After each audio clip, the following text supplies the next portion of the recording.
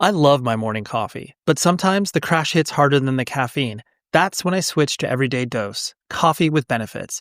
It's real coffee infused with mushrooms, collagen, and nootropics, giving me smooth, focused energy that actually lasts. The Black Friday sale is on. Get 61% off your first Coffee Plus starter kit, a free A2 probiotic creamer, and over $100 in free gifts. Enter for a chance to win $100 cash or even get your entire order refunded. Head to everydaydose.com/podcast or use code podcast at checkout. Hey, what's up, y'all? Kelly Clarkson with Wayfair. My favorite thing about the holidays? Decking out my whole house. It's not a competition, but if it was, well, I'd win the season with Wayfair. Outdoor inflatable Santa? Got it on Wayfair. Trees, lights, and ornaments? Wayfair. Hosting must-haves like dining sets, beds, sheets, and towels? Wayfair. For everything in your style delivered with fast and free shipping, visit wayfair.com or the Wayfair app to win the season. But again, it's not a competition. Wayfair, every style, every home. You're listening to Slasher Radio.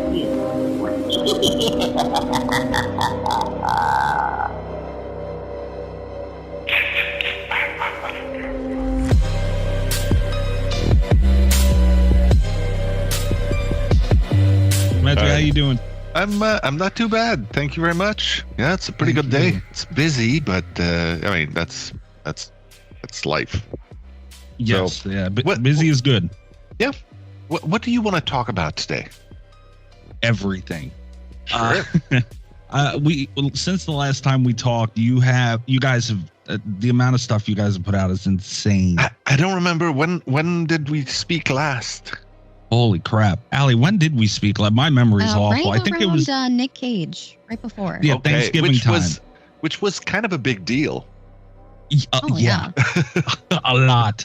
But since then, before any of that, actually, since we last talked, you guys launched a podcast called Crafting the Imaginary into Play. Yeah.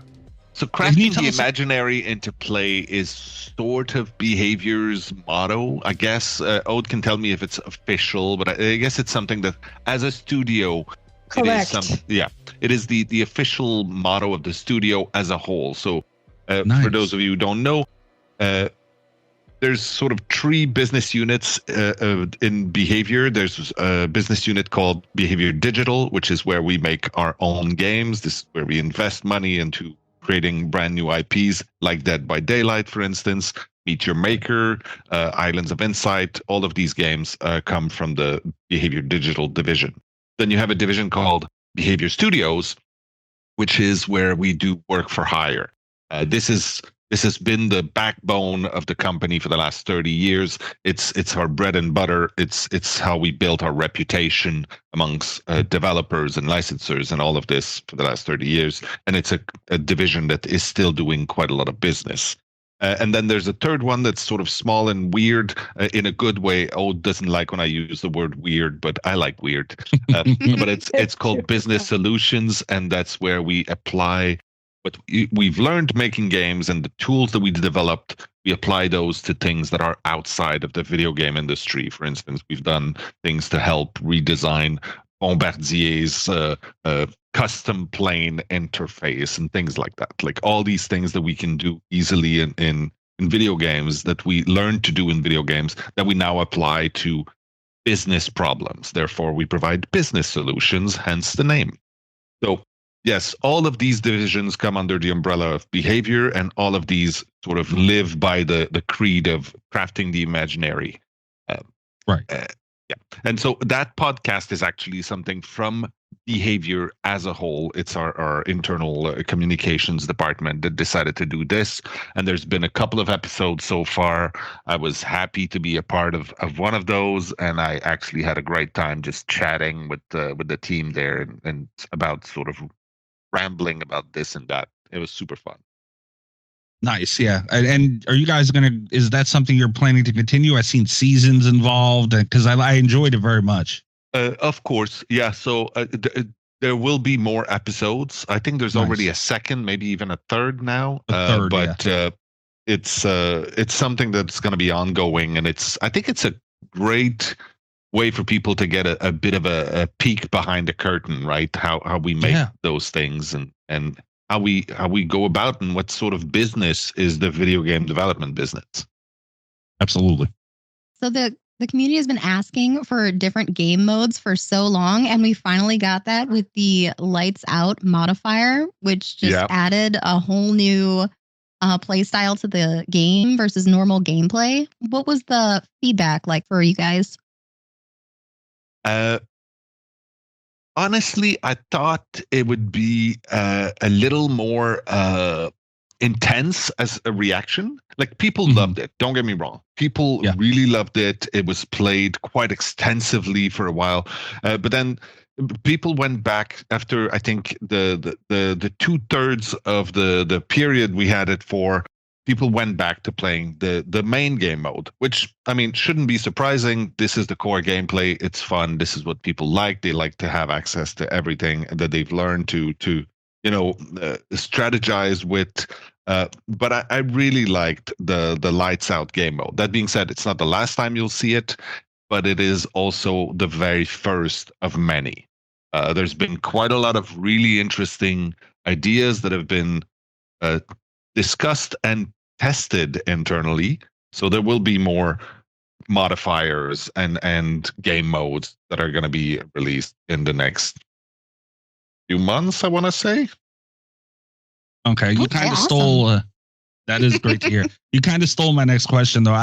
A lot of people, especially the real players, everyone who digs into the game, a lot of people have been calling it kind of a test, an experiment. Well, a little bit. One of the things, like, I remember when we were talking about this like 6 years ago, when we had a much smaller player base back then. But one of the questions we had was, like, should we create different game modes with a different, like a play button? And we were always very wary of sort of separating the community and therefore sort of the wait times and the matchmaking and all these things. For us, it was always very critical that when you click that play button, you're in a game as quickly as possible. And by breaking the community into different parts, you obviously add a little bit of complexity to the matchmaking. So yeah, this was a test in many ways. First of all, because of that, like I said, just breaking up the community and offering you different ways to play the game. I think that on that side, the test was very conclusive and very positive. It didn't really matter in the sense that it didn't have a negative impact on the experience of people just wanting to play the main game. But at the same time, it was still easy to get into a game in the lights out mode. So there's enough people playing the game that it's a totally valid way of presenting an alternative to people. And the second thing is, we wanted to know if people are interested in slightly different ways of playing the game, or very significant ways that are different of playing the game. And I think that on that also it's very conclusive. Like, people are interested in seeing what else we've got, what else we can bring to shake things up a little. Absolutely, 100%. Sometimes you have a few bad matches or something, and you still want to play Dead by Daylight. No, and there's just another option to enjoy it. Yeah, absolutely. Because that's part of the strength of this game, right? Is sometimes it can be very frustrating because there's variety, because every match is different. And because of that, it means that, like any statistical thing, sometimes you're at the end of the bell curve where things are weird or not as pleasant. In the same way that sometimes you'll have a match that's absolutely perfect and then some really crazy things happen and it's unique and it's awesome, right? So it's the sort of price you pay. Absolutely. Yeah. Next thing I wanted to bring up was Iron Maiden. I want to thank you for the nightmares I've been having from the Dredge skin. Thank you very much for that. Like, seriously, we've done some cool things over the years, but the Dredge skin for Iron Maiden is just yeah, that is a next level skin. I think the technical term is fucking awesome. Yes, that is correct. But the rest are also very cool. The rest of the skins are really cool. And on a very personal note, working with Iron Maiden on something like that has been it's a check mark in the bucket list. That's just crazy, right? Yeah, and that's what I was going to ask you. How much impact did they have, if any, on the design of these skins? What was it like working with them on the process? Well, to be fully transparent, I didn't talk to any of the members of the band directly. I wish I had, but I did not. We talked to their team, and their team relays the information. But the awesome thing is, these people, the people managing the Iron Maiden brand, have been doing this for a long time. A lot of the people on that team have been there for a decade, if not more. And they are awesome. They understood exactly what we were trying to do. They were open to it. They had some great insights, some great inspiration. It was super fun. Like, these are the kind of partners that are one in a million. They're so great to work with. Just the fact that, for instance, you can now buy that shirt that we created for the survivors. You can buy it. You can not just buy it in our store. You can buy it on the official Iron Maiden store, right? Oh, that's cool. Like, it's the same shirt. It doesn't matter where you buy it in the end. But the fact that they were like, yeah, of course. If we're doing merch, we know how to do merch. We've been doing merch forever. Let's do a great shirt. We'll put it. It's another tour that Eddie has been on, right? All of these things. It was just awesome to work with. I don't want to jump around too much. I meant to bring this up later, but it's perfect. The term "fuck it." Yeah. You guys' shop. I was actually talking with mutual friend Polyester. And we were talking about how underrated your shop is, and we think this is kind of a good stepping stone because of the collaboration and everything. I mean, you guys could do so much, and I don't think people really see it enough. What does this say for future merchandise? Can this expand on what you guys are doing there? Because it's great. We'd love to. I mean, doing stuff with licensors. We've done that with Sadako, also with the people at Kadokawa. Yes. And it's usually a little delicate. It's a little difficult because we're mixing licenses, and merch deals are separate from. It gets a little complicated sometimes.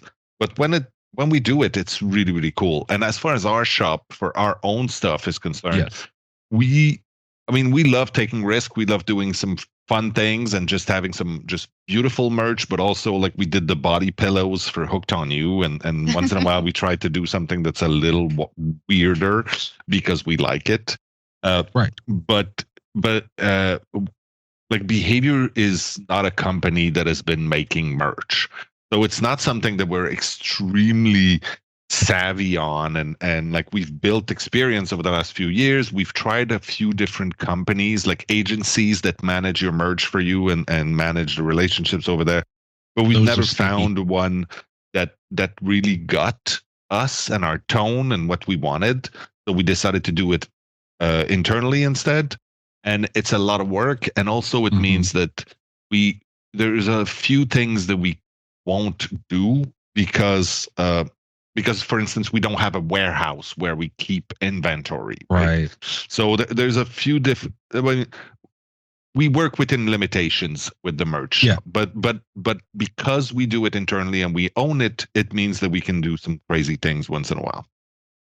Yeah, we've gone, even personally with us, we've gone through 3 different merch. It is a nightmare. Like, and I don't think people understand that. That's tough. I agree. It is. Slipknot, though, is the next thing. I know, obviously, that's not out yet. You can't go in depth with it, but just generally, can we expect the same thing? Are you guys looking to go further? What can we expect from that collaboration? There's very little I can. Well, no, that's not true. I could say quite a lot. I'm not gonna, though. But it's gonna be different. Because they're different bands, because it's a different relationship, because it's also a very different image. But for us, like, the idea of bringing in the world of metal into Dead by Daylight has been a long time project. And I mean, it goes back to me. Like, I don't wear it today, but I often wear my Brutal Legend shirt. Like, the world of metal and the world of horror and video games has been sort of meshed for a long time. And I think that it was like, if we pride ourselves on being the Hall of Fame of horror and being a museum dedicated to horror, we needed to have a wing of that museum that is dedicated to metal, right? Because the imagery and the iconography and all of this is so very close and overlaps in so many places. So bringing in Iron Maiden and Slipknot was great for us. We wanted to start with a big bang. Iron Maiden is not only gigantic, but it is legendary, right? No matter how you measure this, it's the biggest thing out there. So very likely Slipknot is not the last one either, but it's a good mix because it's one of those bands that are immediately recognizable. Even if you don't know the music, they have worked very hard in creating an imagery that fits with it. Yeah, and the music goes great. It fits perfectly. The music in that waiting lobby, it's a great match, and it was genius from both ends to do it. Absolutely. Allie, did Allie fall asleep again? I don't know. I told her to drink an energy drink before after last ordeal. One more question about the Iron Maiden collaboration. We've seen a lot of questions from the community about a possible cutoff date to buy those Iron Maiden cosmetics. Is there one set, or will they be available indefinitely? We have not announced a limited time offer. So. Okay, great. Yeah. There's no limit right now it's like every license. All of these have durations. Right. Very few people are willing to sign a forever license. But that's not the plan. Okay, awesome. You guys had another gaming collaboration with your last big release with putting Alan Wake into the game. Yeah. Mm-hmm. I mean, for us, Silent Hill was obviously awesome, and Resident Evil 2, but Alan Wake, in terms of theme and narrative, it is probably the closest thing to the universe of Dead by Daylight. So it was sort of an easy decision on both sides, right? We just looked at it and went, Alan Wake could have written something very similar. Also, he is sort of plagued by a dark entity, therefore it's all very, very, very close. So it was a perfect fit. And the fact that Alan Wake 2 that just came out, it was just finished in my house, let's say. It's such an achievement. Like, that game is so wonderful, and so it was great to be able to bring that character in. That has been an inspiration, because obviously Alan Wake's been there forever. To bring him and his flashlight into our game, it's just it was awesome. A single player massive game icon like Alan Wake has a flashlight. Imagine, perfect fit. It was. I just had a quick question on that too, and it's a little bit of a sidebar with it. Games versus movies. You guys obviously have, collaborated with both, and you mentioned Resident Evil and all kinds of other things.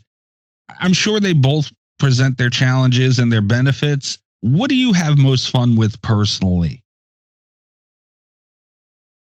For me, and because my direct involvement in these things tends to be not in the nitty-gritty of the daily production. Like, I'm there on the partnership side. I'm there on the establishing what the content should be about and how we actually work together on things. So for me, like you said, they're very different beasts. Right.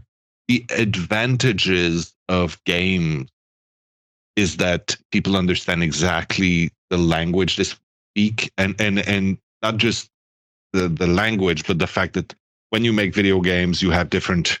I often use the image like we have a different set of brushes and paints that we use to create whatever art, right? And so video games is a different medium to books, to TV, to movies. And therefore, when we try to create things in video games, sometimes it's harder to explain to someone who spent their life creating movies what it is that we're going to do and how we're going to paint their IP in a new medium. That's not a problem with video game, which is great. It also comes with the added difficulty of they may have expectations, a very precise expectation in the visual language that we're going to use in the some of the power sets sometimes, and the design mechanics that don't fit with what they've set up as an IP. So they're usually a lot more involved in the design and the actual mechanics rather than just on the visual.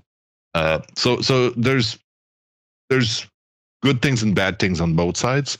To me, it really comes down to ideally working with someone who owns the entirety of their brand directly. Like, for instance, we talked to the people at Remedy for Alan Wake.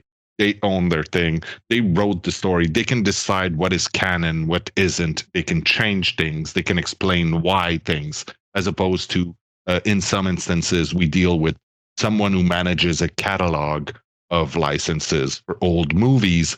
And then we talk to them, and not only do they not necessarily understand video games, but even the IP that they represent, they might not have all the versions of it. They might not know the IP personally because they manage a catalog, right? So it sometimes adds a layer. So people that we've worked with who own their thing from start to finish, also who are very interested in it. Kadokawa is a good example with Sadako, which allowed us to create a version of their character that is older, right? A version of their character that is because we didn't want to have a kid, but Yoichi is the actual survivor in the canon of the Ring, is the only person who ever survived the curse, and therefore he's that child. So creating an aged version of him so we could have him as a survivor in Dead by Daylight was something that we worked very closely in collaboration with them. And it is now canon in the world of the Ring, which is amazing. Hey, what's up, y'all? Kelly Clarkson with Wayfair. My favorite thing about the holidays? Decking out my whole house. It's not a competition, but if it was, well, I'd win the season with Wayfair. Outdoor inflatable Santa? Got it on Wayfair. Trees, lights, and ornaments? Wayfair. Hosting must-haves like dining sets, beds, sheets, and towels? Wayfair. For everything in your style delivered with fast and free shipping, visit wayfair.com or the Wayfair app to win the season. But again, it's not a competition. Wayfair, every style, every home. Okay. This is what I want to talk about here. Go ahead. The new chapter, All Things Wicked. I would like to start with all the teasers you guys put out, because I've never seen, especially a game, I mean, this was movie level that you guys put out here, and I was hooked immediately. I will certainly pass those comments to our brand and marketing team, who worked really hard to make that happen. I can tell. It was fun. That was literally my question. How much fun did you have doing that? I'd say, like, for the people directly involved in creating all those assets, creating that whole idea of that campaign, it's very much inspired by the Blair Witch Project and all this found footage thing and the that kind of cinema. It was a dream for them, and it was a blast because it's super fun, and you get immediate, intense reaction from the public, which is what you always aim to get, right? But these things were we saw the numbers in terms of interactions and viewership. This was one of our most successful campaigns for sure. I've never seen screenshots of text messages trend on Twitter before. It was great. Yeah, and that's the fun of it. Catching the YouTube channel that goes live at midnight with just a video that's unexplained, and then the live feed just stops, and all these little details. You talk about polyester. I love when he puts on his tinfoil hat and goes on these crazy theories of what the next thing could be, and feeding that crazy is so much fun. So much fun. And that's there's people who just want to get on and play the game and see the DLCs, and that's great too. But to be able to interact and have that other world of guessing, and then you open the community up to talking with each other, it was so much fun from the text messages to the security camera, you guys really created its own little world there.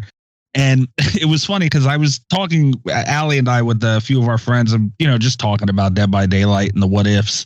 And I said, man, it would be cool as hell to have like a Blair Witch Project thing going on. And I have no idea how they would do it, but I just want it. And then a few weeks later, this came out and I was like, holy shit, wait a minute. But that was kind of what I was going with, that found footage feel. You guys nailed it. Thank you. That's very nice of you to say. I'm glad to hear that it was as appreciated from the outside as it was from. Maybe, yeah, that's it exactly. But no, I mean it was fun, and there's some of these tropes in horror. I mean, most of horror is made out of these really interesting tropes. Some are like I like to say, like, some of them are past their due, and that's okay for us to move forward. And some of them were linked to things that our culture is thankfully left behind. But a lot of them also had to do with these kind of things, which are super fun to play in. Even though they're expected, they still manage to take people by surprise, which is great. Now, I like that we were talking about Alan Wake and you just skipped.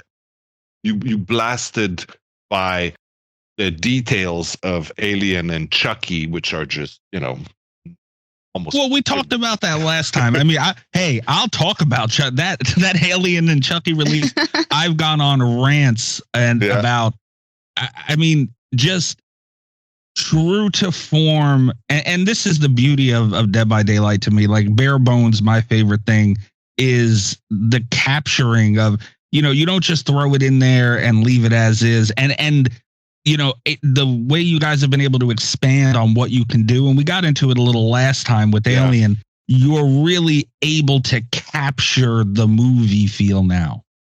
And the sort of damned if you do, damned if you don't of it is that it is now the baseline, right?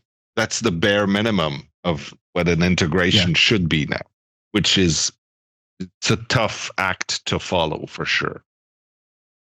Yeah, but you guys fortunately, we have a few good ideas left.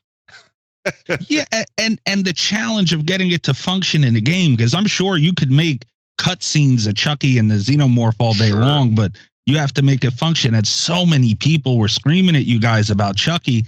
And fast forward how many months since he's been out, it's honestly, I don't even run into an excessive amount of Chuckies anymore, which goes to show it's healthy for the game still. Yeah. Well, obviously, when we release something, especially something that is really well received, which is most of the time, but like, you'll see a flood of them, right? You'll play, and for the first week of Chucky, there's nothing but Chuckies everywhere. Yeah, it's fine. I think it's understood. But you're absolutely right. The fact that now you play and people are sort of back to their favorites, and there's enough variety that you don't always face the same four, right? It's great. Yeah, absolutely. You'll always get someone who comes in with, Mr. Bing Bong. He's always going to be there. And that's the fun part too, not to get off too much about it, is that you still see You still see these trappers and the original. There's such a variety, and it is. You do get that landfall of whenever something new comes out, everyone's trying it, but it does level out, and you do still see killers that have been out since the game literally started. And that's a beautiful thing. But, and I mean, like, you go, like, people are still, Wesker, it's just Wesker all the time. Wesker, it's almost 2 years now since that was released. So they become the new favorite, but that doesn't take away from anything behind. Like, you still see a lot of Legion. You still see the clown once in a while. Oh, some people play the pig exclusively, right? Like, it's impressive. It's fun to see. It's fun. But you do get those nights where it's like, I'm just getting this killer. It's like, well, that's your bad night of, one, but you play for a week. No, not at all. But it does level out. There's the variety there, and that's hard to do with licenses. Yeah, on top. But of I agree that if you get 3 matches in a row with good nurses, it makes for a tough night. Yeah, yeah. That is a scary thing. A good nurse. I just twitched a little bit. I just got one of those the other night, and it was bad time.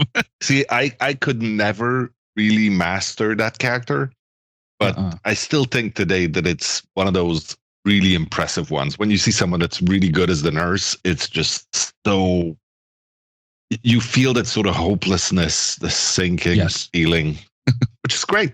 It's very horror. You respect it at the same time. Yeah, that's 100% true. Yeah. Yeah, as not mad even as mad. I am. Not even mad. That's a hard character to play. Yeah.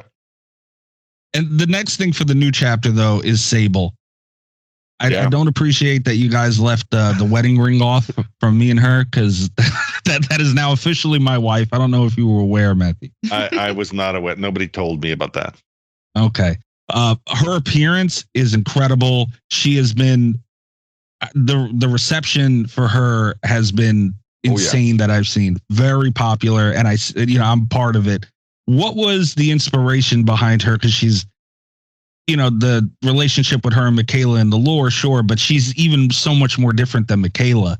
Yeah. What was the thought behind her appearance and the inspiration there? There's a lot of different things that went into it, but if you boil it down, I think that the sort of I was talking about tropes earlier, but the trope of the goth girl is powerful. It's strong. Yeah. Michaela was much more of a witch. This one is a little different in that respect, but still. And one of the things that I really love about that character, and it's strange and it's not going to be popular, but the fact that one of our perks, the invocation, to me, I get, I saw a lot of posts saying, oh, nobody's ever going to come and sit with you in the basement to finish it. But I think it's so wonderful and beautiful because it's such a crazy idea to create a perk where others can join you in this, and then you sort of do a whole ritual. And it's, all the craft, all of these movies that inspired that kind of thing, and inspired also a generation of goth women nowadays, and all goth girls, although I did marry one. That's a win. Yeah. I was going to say, Matt, I was like, I don't want to bring your personal life into this, but I think she fits. But that's it. And that idea of that perk that creates moments that are so cinematic, that are so inspired, I really, really, really enjoy it. It might not be one of the strongest perks, but I think it has so much flavor, and it really helps tell the story of that character. Congratulations on your recent marriage too, by the way. Thank you very much. Congratulations. You guys are great. Thanks. That's very nice to hear. Oh yeah, the invocation was super fun. It's really nice to have a different way to contribute to your objectives besides just slamming generators. We haven't had a new perk type since boons were introduced. That's true. Do you expect to have the same level of impact as those, or? It's a good question, and I don't know. It's probably gonna have, I cannot imagine that it's gonna be the only one. I think there will be others because it's a really interesting mechanic. Yes. I'll leave it at that. I think it's a great new mechanic, and we'll definitely try different ones. And it allows you to make powers that are much more significant because it requires quite a lot of work to get to it. And at the same time, it creates sort of a side quest or a secondary objective to the game, which is great. And that's the beauty of it, because you mentioned both sides, and I've seen both of them. We have friends who, one of them was yelling that, oh, my teammate's going to be in the basement. And the other one, another friend of ours, used that term. It's like a side quest, and he wants to see more of it. it's a beautiful thing for the game that stuff like that is blending in. I think so. But like everything that we release, like the first week is not a good indication of how it's gonna, like what shape it's gonna have, or what place it's gonna settle inside the game, right? We had to give it some time. Yeah, there'll be plenty of people who will try and break it with builds, and that's the beauty of it. You don't know what it's going to turn into, and I'm sure from you guys, how many times have you been surprised with mixes of other perks that people figured out? Well, that's the thing, right? I stopped counting now, but the number of perks, if you imagine that every character can have 3 perks, all the combinations possible, even just on the side of survivors, like I'm not math enough to figure out exactly how many, but there's so many combinations. Like internally, we can't possibly test all the different combinations, right? Like if these 4 characters are there and they all have these different loadouts, they can actually do this, which is like, oh shit, we hadn't thought of that. The PTB helps a little with that because we throw a lot of people at those new things, but usually it takes month, 2 months, 3 months before we figure out like, oh, this combo is way too much. That's not going to work. Or we can tweak things. It takes a little while. Here's another sidebar thing, just because you mentioned it and I've been thinking of it for so long and we have you here. Is there ever a world where you guys will have ever considered releasing a character, whether it be killer or survivor, mostly survivor, and maybe they don't come with perks? Maybe they come with 1 perk. Are you set to the 3 perks?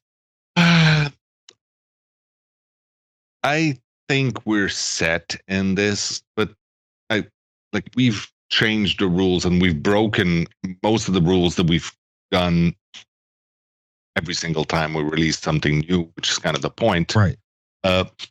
I think that between the legendary outfit and the survivor, like we cover enough ground that we don't need like a weaker version of the survivor, which is what I believe would be the comments from people. Like if we released a new survivor and they had only 1 perk, people would go, well, why are you cheaping out right now? Are you selling it cheaper? Yeah. Like what's the point? What's happening here? So yeah, I doubt that we're going to do that. Also, there's not much of an advantage to it. Yeah, I don't know. Okay. I don't think so. Okay. Just always something I've been wondering. Because like you said, the question, the perk pool is so large, and yeah, but I could see that. That's an unfortunate side of it. Yeah. But that's it. Like in a sense, we could probably make a valid argument saying, you know what, there are enough perks in the game. Yes. We don't need to bring in more perks. It's fine, especially if you bring in a brand new friend who's never played DBD, they launch the game and they go, what the hell is all this? Like, there's so much I don't understand. And then you get into a game and you look at the screen and you go, oh, this guy's got this and this and this. And they go, well, how can you tell? Like, how do you, or like, oh, the icon, right? You can clearly see it's dead hard. And you're like, I have no clue what you're talking about. Like, you're right. You could absolutely make a very compelling argument in saying there are enough perks in the game, but every time we bring in new perks, we do things like, for instance, the invocation is a good example. Right. Like it adds, it helps, it makes the game better and bigger. And it's I think that the fact that this whole game lives by the fact that it constantly surprises you. Like horror is about not being exactly sure who you're up against or what they're bringing to the table or what's going to happen. And by having so many killers, different killers you could be facing, and so many places this could happen in, even though not every map is your favorite, not every map is actually as well balanced as all the others, clearly, because there's so many. Not every perk is as useful. It makes so much variety that it is possible to play this game over and over and over again for the next 5 years and be surprised and still be entertained. I think that it's... Yeah. In other games, it might not work, but in this one, it does. Because that's the other thing also is you don't need to understand. You don't need to look at the loadout of all the other survivors and understand what they bring to the table. You don't need to. Just do some gens, get out. That's fine. Yes, I agree. One of our co-hosts is he's a single player game player traditionally, and we've gotten him into Dead by Daylight. So he is experiencing the starting of Dead by Daylight, and we feel the struggles with him. And he's also he jokes about the basement stairs moving because he always finds his way to the basement somehow and gets lost in it somehow. And that's exactly it, right? It's supposed to be a very familiar place that is still not the way you thought. Right? To me, it's always been the image of like when you dream of this high school you used to go to that you know by heart, but then this door used to be a door that led to, I don't know, science class, and then you open it and it goes down into a basement now. Like it's extremely familiar, but completely unknown at the same time. And so, he's living the dream, rediscovering everything. Yeah. And you walked right into it. Speaking of the unknown, this killer's wild. He's crazy. We talked about the found footage aspect earlier, and you think of Blair Witch, Paranormal Activity, maybe, and all these titles. And I had no idea what to expect. And then, boom, we see the unknown. And I still have no idea what to expect. Because looking at him, it could be anything. It's like, what is that? I know he's named the unknown for a reason, but what can you say about him? Because there's so many questions flying around. I can say that even internally, there were a lot of questions about it. And not just during production. Like, are we really going to do this? Like, is he right? Is he scary? He's perfect. Funny? And like, I think that the close, like if you just see a picture of him, like an image, you probably think he'd fit right in a lineup in the Beetlejuice universe or something like that. Yes. Right? He's a little bit of a caricature. He's sort of distended form. But then when he moves and when he's in the game, he's not funny anymore. Like there's nothing funny about that creature. Is it that guy? I don't know. But he's not funny anymore. He's smiling, but he's not funny. And I think that it hit just the right notes. And it's such a delicate balance to really tackle in the concept and the animation. The animation team did an amazing job on it. It's just, even the power is upsetting, I think. It makes you feel like you should, I don't know, go for a shower after the game. Watching him break a pallet, I feel that way. It is creepy. Yeah, it is. But yeah, it's one of the ones that I'm very happy with. I think that original chapters are always stressful for us. I mean, doing licenses is difficult for many reasons, and we've discussed those at length. But doing original chapters, it's very tough, especially after the 15th original chapter. I don't know exactly, but like we have to create something that is new and surprising, but it also has to hit a lot of notes of expected things in horror. And it can't step on the toes of any of the licenses that we have or that we would like. So it is a very, very delicate balance. And it's a really tough job. But once in a while, I think that like this chapter, we managed to hit it out of the park. Yeah. And we mentioned earlier, Xenomorph, Chucky, Alan Wake, Nick Cage. I mean, you guys have been coming so heavy lately, and now it's your turn to kind of, the ball's only in your court, and it's an original character. And I think you guys are up to par for sure. This one was in every aspect. Yeah. It's great.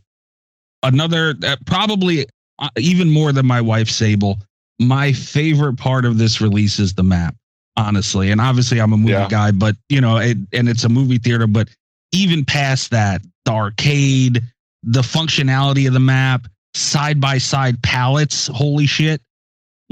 What went into the design here from the theater itself, which is beautiful, and then, the gameplay changes with the side-by-side palettes? Well, I think the short answer is what went into designing this is almost 10 years of designing Dead by Daylight. We've learned a couple of things, and like you said, we did a few licenses in the last few months. And so a few. Yeah, well, a couple. And so now it was time for us to sort of do our own thing and really showcase when we have 100% freedom, what can we do with it, right? And so it's interesting. You're right. I think that the theater specifically is so well rendered, but also just the lighting of it makes for very interesting bits, and the actual game design itself. When you're talking about the side-by-side palettes, again, it's years and years and years of studying how people play, what makes it interesting, how can we switch things up, how can we force people to reevaluate the meta game, sort of like the strategies that you've been living with for the last 2 months, that you're like, nah, I've got this game nailed now, watch me go. And then we sort of throw a wrench in it and force you to develop a brand new way of playing. It's sort of always at the forefront of our concerns when we create new content, whether it's a new killer power or whether it's a map. And I think that in this one specifically, there are a couple of elements that really that surprised people. So, yeah, I guess good job. I'm saying that because I didn't work on it. not a level designer, but yeah. Is speaking of it real quick, again, just something I've been wondering in the conversation. Is that something we can expect going forward? Like, will maps feature this, or is it exclusive here? If we see that people love it and it's really appreciated and it leads to some really interesting gameplay, and not just like, when there's a side-by-side palette, that's what you do and everybody knows and that's sort of the thing. If it actually leads to variety of strategies and it leads to some interesting moments, you can absolutely bet that there will be other. And if we realize that it's a little boring and people have a ready-made strategy on how to use it, which I doubt, but who knows, then probably we'll tweak it until it's exciting, right? Which is what we usually do. It takes quite a lot for us to throw away something like that. Like we usually strive to make it work, and it's a good idea. Maybe it's just not perfectly balanced. And that's the thing. We won't know until people have played for at least a month on it. We used to react very, very quickly. I remember, I think, Freddy, the release of Freddy. I don't know if you were there for that, but yes, when we released that, I think we patched like a major tweak a week after. And as we patched it, we went, I don't think we should have done that. Because nobody had time to really try it and to really intensely play with it and see what could be done. We just sort of knee-jerk reacted immediately to the subreddits filling up with people screaming, which is just another Wednesday, right? It's normal. Yeah, normal now. No, you're right. Yeah. So we'll see. Speaking of the new map, Greenville Square is actually a new section opened up in the Withered Isle map. Can we expect other maps to have expanded sections like that added in future updates?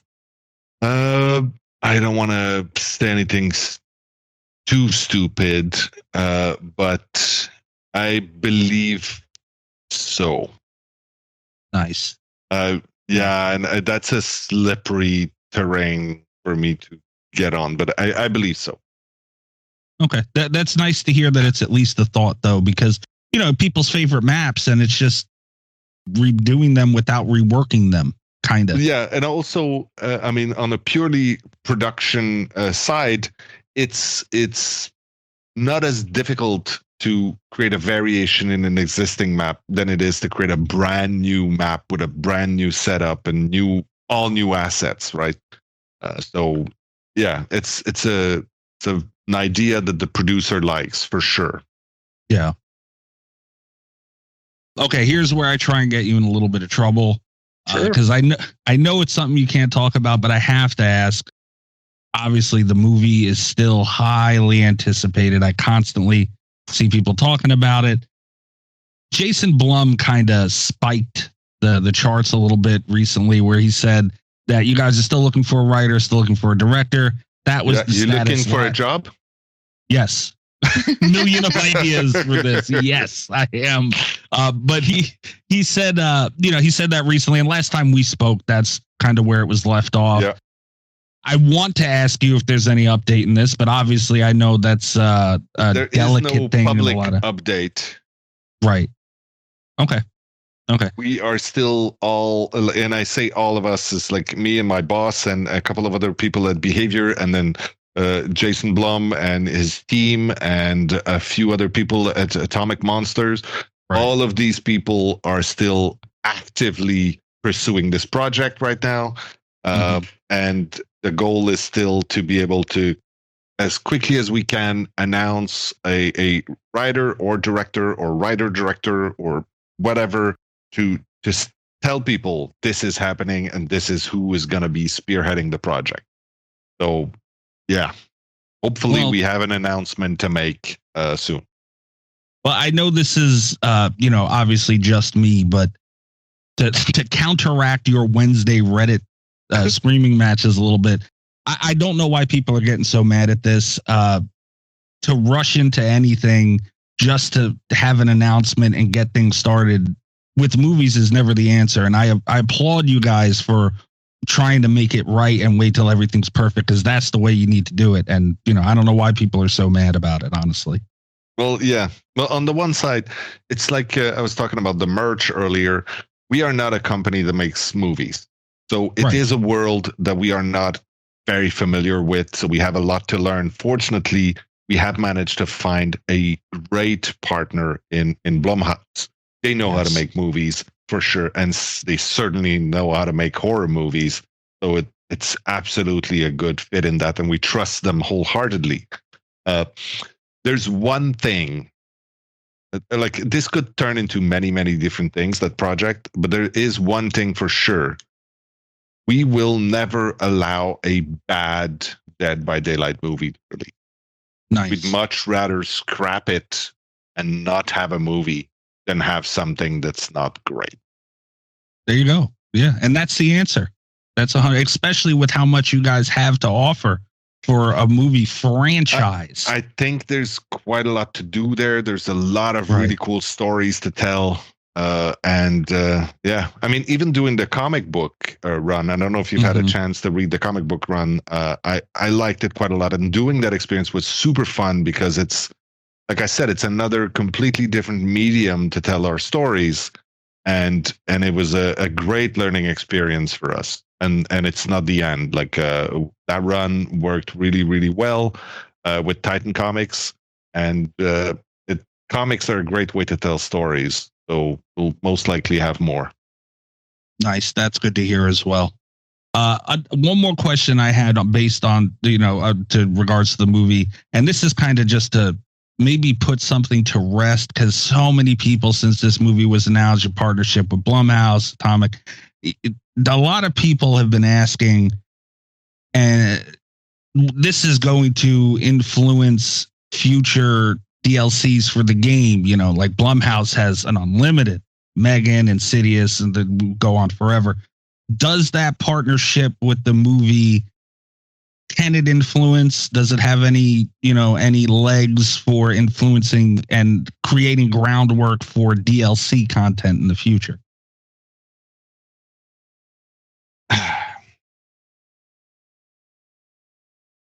I mean, anytime we have a partnership with people who own interesting horror licenses, then clearly we're one step closer to those licenses if we wanted to put them into the game. It's a much simpler thing to pick up the phone and call someone that you know, that you have an established relationship with. It's much easier. So if we wanted to do these things, it's something that would absolutely be within our grasp. The other thing also is, sorry, if we were to release a great Dead by Daylight movie in which some new characters are introduced, it would be kind of silly of us not to then introduce them to the game, right? Okay, perfect. I'm going to leave it at that. There you go. We just had a couple of community questions that we picked out. Some of them, I don't know how you guys do it. The questions that are incredible. But we weeded out some of the ones that aren't a little ridiculous. Okay. I want to start with this one because I feel like my life might be in danger if we don't ask you this question. Friend of our show, of our community, are you familiar with the film Night of the Creeps, by the way, Matthew? It rings a bell, but I'm not familiar. Okay, well, this is a friend of our community. Will, his nickname is Will the Thrill, and he has a button on our soundboard from that movie. Okay, thrill me. He wants to know, and he's been asking for landscape of how killers have changed, and even the game has changed since Michael Myers released. Do you guys have any thought or plan or anything on reworking him?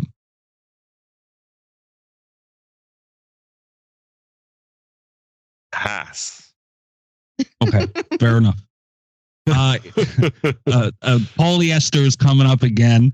He wanted us to ask you, and this is another one that is probably going to be a pass, but it's a very interesting thought. Are there any plans on more Hellraiser legendary skins? Given they have so many Cenobites you could throw in there, and we have a lot of fun with it.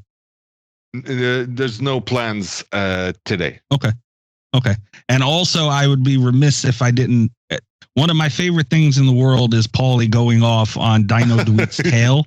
It's one of my favorite things. Where's the tail? Why don't we have the tail in BC? What happened to it? His rants on this are legendary. Yeah, I know. I kind of. I have no idea. I'd have to ask. I'm not. That's not under my jurisdiction. But okay. I can ask some people. We'll do a deep dive. A deep dive into the tail department. Nice. I am a Dino Dweet main, so I have a little skin in that game as well. I do miss the tail. We only really have like two more questions here. All right. Another friend of the community, Dweet, they brought up a great question. That in this newest chapter, All Things Wicked, Sable is using a flip phone. And this could indicate that her and Michaela's story begins in the 90s, early 2000s. Is there any validity to that? It could also indicate a nostalgia for that period, which is also not unheard of. Absolutely. Yeah, that's going to be my answer. Okay. Another question from a friend of our show, Kate, big Dead by Daylight player. The report system, and I feel like this is important because a lot of people throw this around. It was very big that you guys implemented that, and so many people. You either get people who say, "Oh, report them and it'll help," or you get the people who say it does nothing. And I think, like I said, I think it was very important that you guys put this in the game. Could you maybe explain how you guys handle that a little?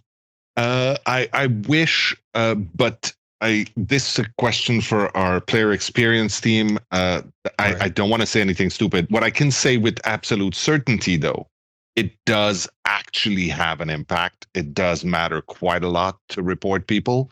It's true that you may be reporting someone for something and you might not see an immediate result, but it doesn't mean it is useless to do so. We have a thing that actually tells people if their reporting actually led to something. I think in most cases, we also use that. But either way, do report things that you see that are worthy of that. It has an impact. It is absolutely something that we look at. We dig into it. We obviously have tools so that we can get a lot more information about what exactly happened. And when we are certain that someone has acted poorly or that something needs to be done, we take action for sure. Yes. Okay. So yes, continue to use the reporting. You are helping make the game environment better. Nice. The last question that we had was, Sable has voice lines, which, a lot of people didn't expect. The original character, you don't see that too often. Is there any thought into going back and maybe retroactively doing that with Killers, Survivors? There any interest there? There is interest, but again, it's the fact that there are so many at this point, right? Right. And where do you start? Do you start from the first one and do the Trapper and give him some voice lines, or do you start, back from the most recent ones? And if we do that, then we're not working on the next content, because obviously it's the same people. We can't add more people just to go and do voices for the other ones, and especially because voice work is something that's difficult to do in parallel and do 27 at the same time, right? It's voice actors, it's recording booths, it's intensive work. So yes, there have absolutely been conversations about that and the possibility of it. I think it's unlikely. What's most likely to happen is that we're going to continue to do that in the future for the upcoming chapters, for more of the content that we create, to give people more and more rich experiences, and then the original ones like the Trapper and the Wraith and the Hillbilly will continue to live on in not in black and white, but in the world of nostalgia. Yes. And that's a beautiful thing too. Matthew, thank you so much for your time today, man. It's always a pleasure and a blast. Seriously, Ode doesn't have to convince me much when she says that Slasher Radio wants to talk. I'm always going to be here. It's super fun. I really appreciate you being part of the constructive side of our community, and I really appreciate what you do. We appreciate you guys. Thank you very much. And I'm glad, Allie, you didn't fall asleep, did you? No, did not fall asleep this time. Wow. I'll take it as a compliment. And I expect you to poke again so that we can sit and talk, let's say, after the anniversary, when we drop the mic on a few really cool news, and we can chat about that. Absolutely. Looking forward to it already. Thanks, guys. Wonderful. Have a great rest of your day. Thank you guys so much. Bye. All right. Later. Bye-bye. All right, guys. Hope you enjoyed that. Apparently, we will be back with Matthew in May or June for the anniversary. That's dope, Allie. I'm looking forward to that already. Yeah, me too. Yeah. But you can listen to Slasher Radio every single week. It won't be on YouTube. We're going to be trying to get clips from the show up on here. But you can listen on Apple, iTunes, Spotify, all these other places. You can check the links in the bio and stuff. Just search Slasher Radio. You'll be able to find it. 1, 2, 3. We're actually just starting our Murder Madness tournament. That's a March Madness bracket style tournament. This year we are doing quadrants, 70s, 80s, 90s, and 2000s horror movies. They're all facing off on this bracket to crown one winner. So that's starting later this week. You can follow the show on Twitter at Slasher Radio. You can also check out our Patreon, patreon.com/Slasher Radio. Tier starting as low as $3 a month. Support the show, please. You can check me out at Mikey's Dead on Twitter. You can check out my co-hosts Rob and Kat at Radio Rob 123 and at Cat_Velour on Twitter. Allie, where to catch you? You can find me at Allie Surreal on Twitter or Twitch. And Movie Nights in Discord on Fridays, huh? Yep. Yeah, we do those. Yeah, you do those. Horror movies. Horror B movies. Ugh. Yes, specifically. Yeah. Hold on one second. Also, check out our friends. Allie has a great community on her Discord. That's where a good amount of these people come from. So great community. Go check out her Discord. You can check out our Discord. Also check out our friends. They're great content creators. These are some people who are really grinding right now, putting out great content. Check out our friend Huff and Puff. You like that? At Huff and Puff on Twitch. Huff is a very dear friend of the show. And his stream is a great time. You will laugh your ass off. You will interact with him, which will be a lot of fun. And the loops that the dude's a juicer. The loops are crazy. And honestly, just one of the most entertaining people I've ever met. And genuine good dude. So he should be at the top of your list if you haven't checked out Huff and Puff already. Our friend Duke Rye, that is Will the Thrill. Thrill me. His YouTube channel is at Duke Rye, DOOKRI. A lot of great horror content, a lot of deep dives, really good stuff over there. A lot of horror gaming content. Yeah.